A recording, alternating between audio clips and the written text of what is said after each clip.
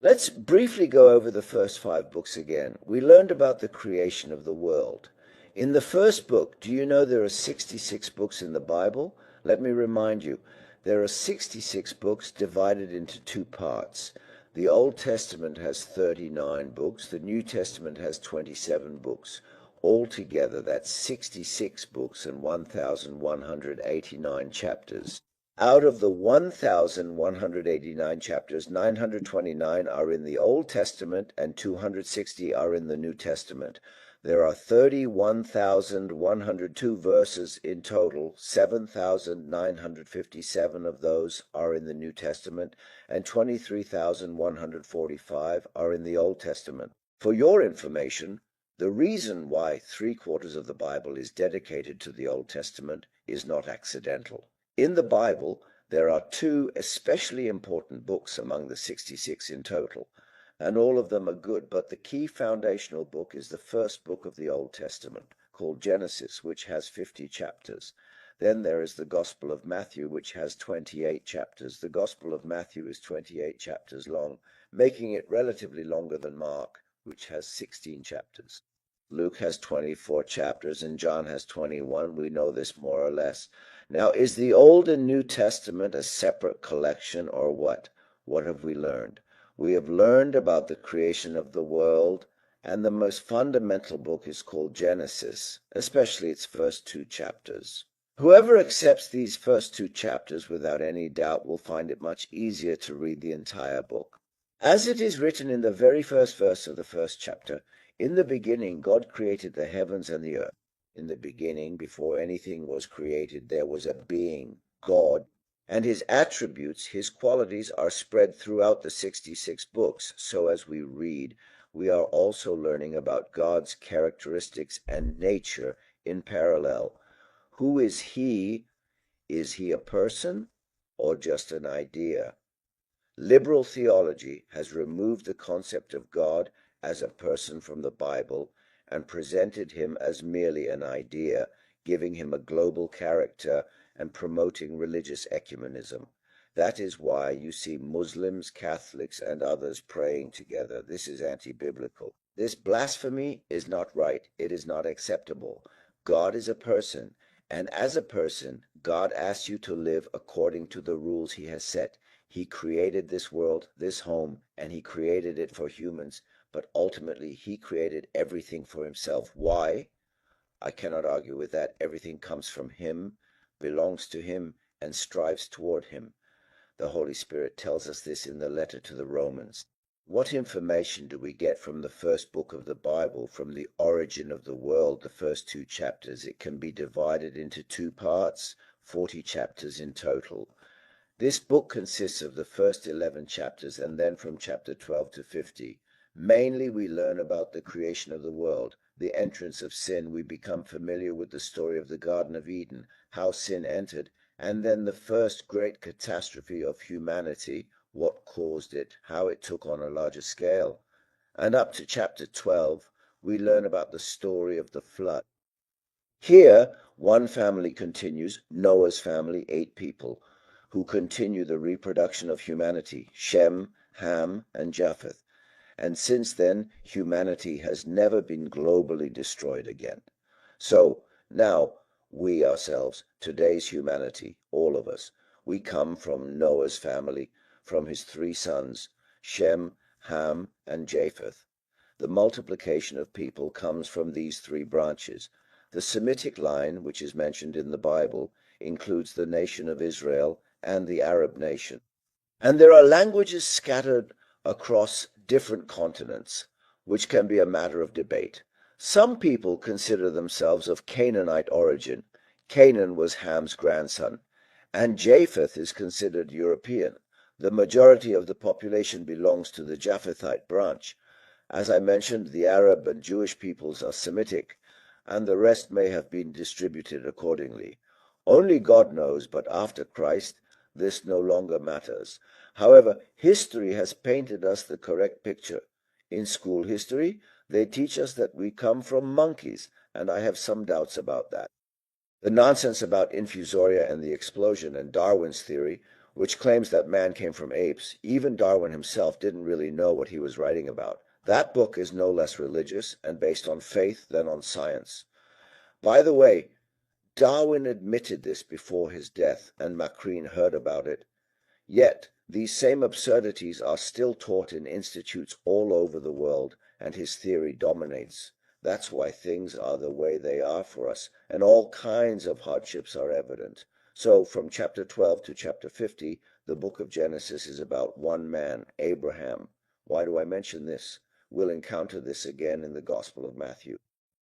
The book of the birth of Jesus Christ, the son of Abraham, the son of David. See, the son of Abraham, the son of David. We will begin a detailed analysis of this, and I will provide you with a lot of information about it. This genealogy is quite interesting and has many intricacies. We encounter genealogy in Genesis as well in chapter 5, right in the very first verse of chapter 5, and we also find it in the New Testament. At the same time, we have already become familiar with the entire 9-generation history of descendants from Adam onward, friends, if you remember. So starting from chapter 12, we learn how Abraham was called, and from Abraham came his son Isaac, then Jacob, then Joseph, the history of the 4 patriarchs. From one man we get one family, then Jacob's grandson, and then how from this a nation is formed, from a people, Eber, that is in the list, the Hebrew, Esau, and then how these 70 souls enter Egypt, and for 430 years God remains silent, just as he does from Malachi onward. It was 400 years of silence, and the Old and New Testaments both reflect this, as if heaven had closed its mouth and there was no information at all. After 430 years pass, while Moses is in exile, the second book opens with this. During Moses' exile, a strange event catches his attention. He sees in broad daylight a burning bush that is on fire but is not consumed. There is fire, and the sight amazes him. This was the arrival of a supernatural miracle, something beyond nature. At this time, Moses is 80 years old. And don't confuse being 80 back then with being 80 today. Back then, an 80-year-old man would still be carried in people's arms, still strong. He's a very strong man. That's probably how Michelangelo imagined Moses when he sculpted him from marble. Moses was amazed, got up, and approached. Nothing was burning, and then he heard a voice. The heavens opened, and he was spoken to. What happened? We've learned this, how Moses was given his mission, how he resisted, frightened, yet faithful. But what was happening in Moses' consciousness during those 40 years in the desert? We don't know. I only know that he had a family. He started a family. He had a wife and a child. And as a shepherd, this man who was raised in Pharaoh's court, who was almost being prepared to become Pharaoh himself, the one who was adopted, he became a shepherd. The first shepherd in history was Abel, as we know. He was a herdsman, Cain's brother. This too carries symbolic meaning. In the Bible, shepherding in general has great significance, and the greatest shepherd is Jesus Christ. It's a good comparison. A shepherd is someone who is compared to the faithful, to the sheep, not to be taken literally. Moses was sent there and he led his people out. We've already learned about this in 3 or 4 books of history. How does God shape them? How does he form this chaotic mass of 2.5 million people? What kind of offspring did this family have over 430 years? And then after all the suffering and hardship, they come out of bondage. Now 2.5 million people need a place, right? And the promised land is prepared, the one God promised to Abraham, which was passed down to Isaac, then to Jacob. We learned about the fulfillment of this. Then we learned about the giving of the laws. Here we studied Leviticus, about worship, and in Deuteronomy we studied many things. Then we covered the historical books, and even those were included. How did they conquer the land? They enter, and that's the Old Testament, which is mentioned in both the Old and New Testaments on Mount Sinai, and how Israel cries out, "We will fulfill this." What is this resurrection? Now there is a covenant which implies obligations for both parties. One party takes on the responsibility to fulfill it. When God made a covenant with Israel, God fulfilled his part, but they did not. That's why he annuls the law, the covenant made with your ancestors, because you could not keep it. Oh, I am annulling it, and I will make a new covenant. We read that this new covenant will now be written in your hearts and minds. I will write it, and I will be your Lord, and you will be my children. This is then repeated in the books of the New Testament in what is called the letter to the Hebrews. This term is not a technical term. It is a contract, a mutual agreement, an agreement, and both parties must fulfill it. The people of Israel could not fulfill it, and that's where the problems with the covenants began.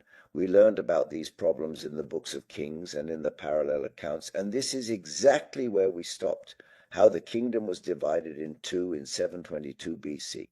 Assyria conquered the 10 tribes of the people of Israel, what is called the northern kingdom. However, for 209 years, God watched over them and did not say anything. Out of 9 dynasties, there were 19 kings, reckless and headstrong, who destroyed and annihilated the state, and civil wars began. It was split into 2.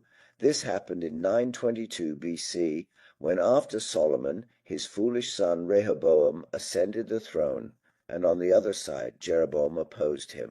We have also learned this in terms of recalling everything, and then we followed the rise and fall, the gradual spiral of decline, and what caused it. It was caused by idolatry. The northern kingdom separated from the southern kingdom, and even in the southern kingdom, if you know geographically and historically, the people of Israel are stretched from north to south, not from east to west, but from north to south. That is how it is situated territorially, and they were not able to expand this promised territory. The kings of Israel came for a simple reason. They felt the urge, they did it, and they allowed the worship of pagan gods on their territory. This is still very relevant today. You should know there is nothing new under the sun. Nothing that happens is new.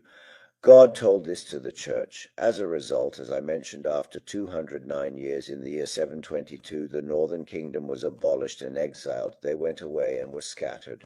What remained was the southern kingdom, which lasted for 344 years, starting from the year 931. Of course, I mean the old calendar, the cessation of existence as a state entity in 586 BC, and this also led to competitions.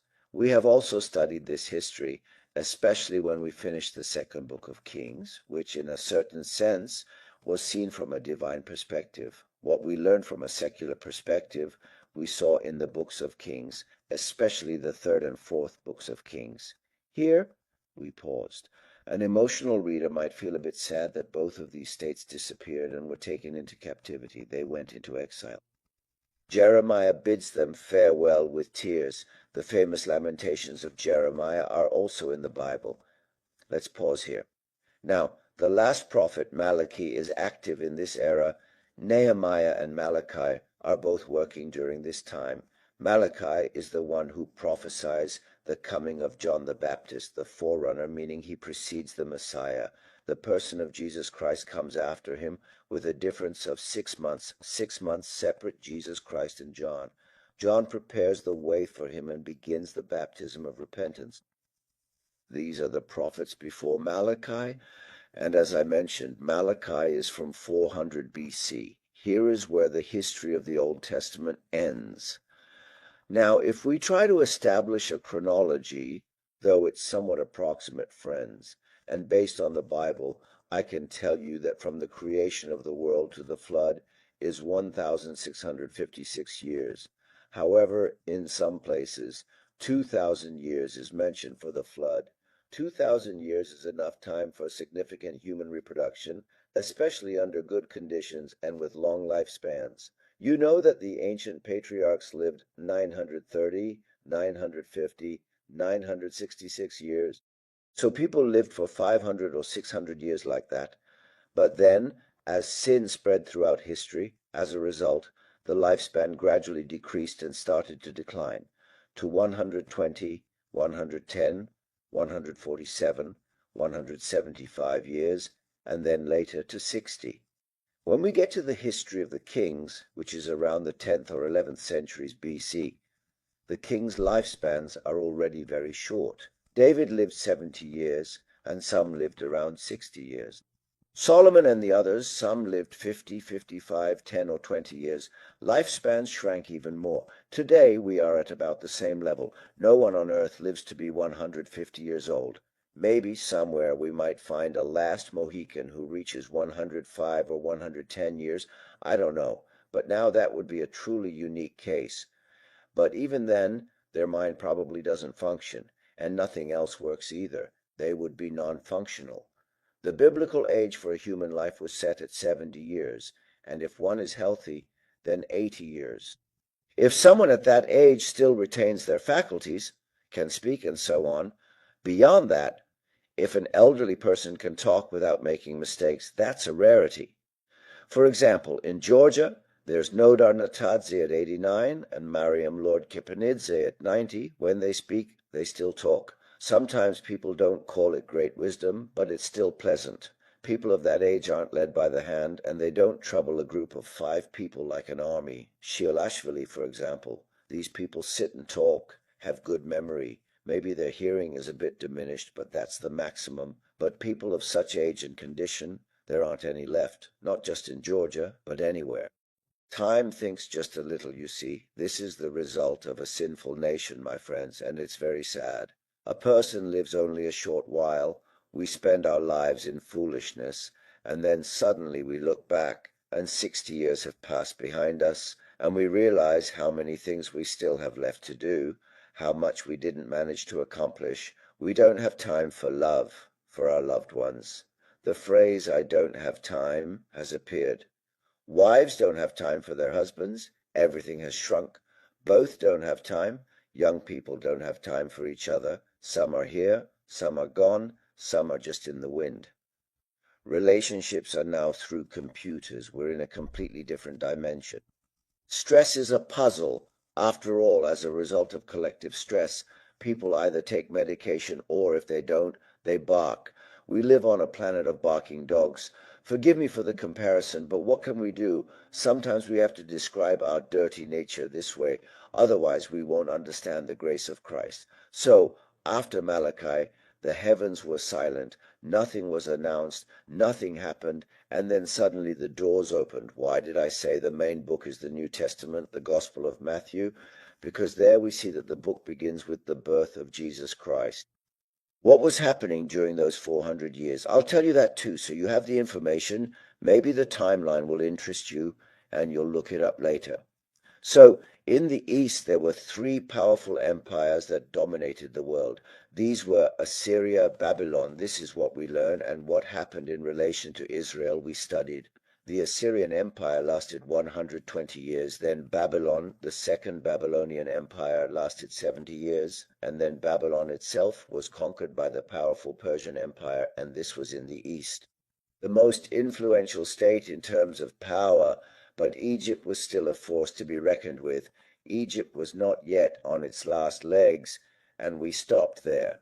So we left off with Israel under Persian influence, with Persia ruling the then known world, and its territory being vast, dominating the East in this regard. In 480 BC, Xerxes, the king of Persia, defeats Greece, but under the same pattern. At Thermopylae, the Greeks are defeated. This is when the West starts to challenge the East, and the question arises, who will take first place among these powerful empires? Which new empire will emerge? The prophecy of the new empire is found in the book of Daniel, chapter 8, which we will study in detail later. As we mentioned, in 480 BC, Xerxes defeats Greece at Thermopylae, but is defeated at Salamis. These battles are historically well known, and in 333 BC, from the west comes the power described as the horn of a goat. This is Alexander the Great, called the Great, who, while still very young and with united forces, defeats Persia. Thus a new ruling system emerges, the Greek civilization.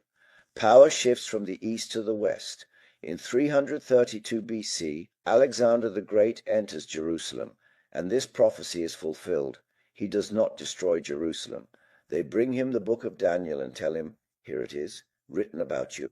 It all comes to a halt in 323 BC When Alexander the Great dies, his empire is divided among his 4 generals, and Israel as a nation passes from one hand to another. This is the period, as I mentioned, the 400 years, what was happening historically before we opened the door to the New Testament. What historical events preceded it? As we noted, the heavens are silent. Nothing is written. When the Old Testament ends, even though it is a divinely inspired book, God no longer gives anyone instructions to write anything. Here the last is Malachi. After Alexander's death, his 4 generals divide his empire, and this is how the West, with its sword and shield, came to dominate rather than the East. But after Alexander the Great, the empire broke apart and was divided. In that region, Syria rose to prominence, the Seleucids. So, what was the fate of the people of Israel? Israel was conquered by the Seleucids and came under their rule. In 166 BC, there is a revival once again. With a certain national spirit, Israel rises up in rebellion, led by Judah Maccabee. Maccabee means hammer.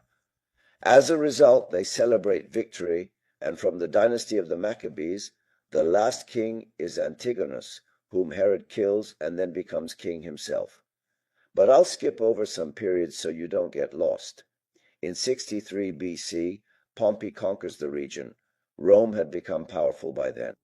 In 31 BC, Augustus is in power, and in 44, the Senate grants Herod the title. This is the first great Herod, the one mentioned in the Gospels. He is appointed as the king of Israel, but note that Herod's origin is Idumean.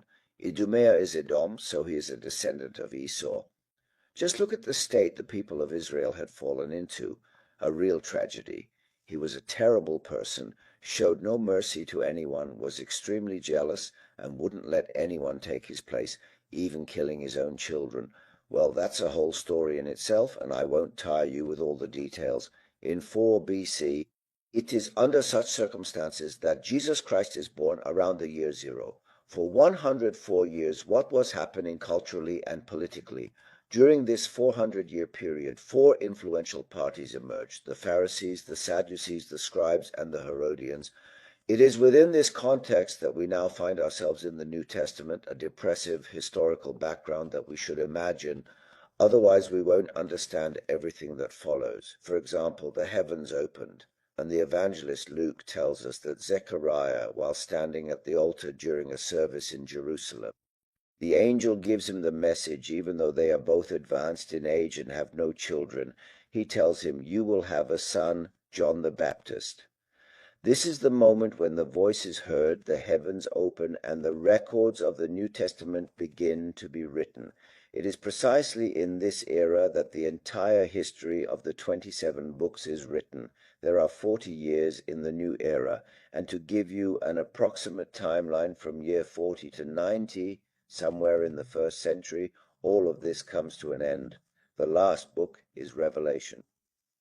I also told you that the New Testament consists of 27 books, 4 Gospels, the Acts of the Apostles, 14 letters, though some attribute 13 to Paul. I consider there to be 14.